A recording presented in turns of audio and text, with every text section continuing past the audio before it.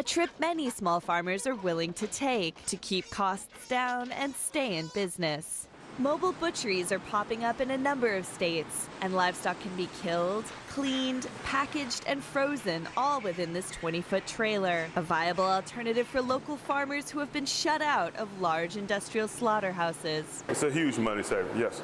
All our farmers, which is about 13 of us in the group, come from the Bowling Green, Kentucky, Mammoth Cave area. We travel more than an hour and a half to 2 hours to get here. The catch? Farmers must do all the work themselves, but for many, the savings are worth the extra effort.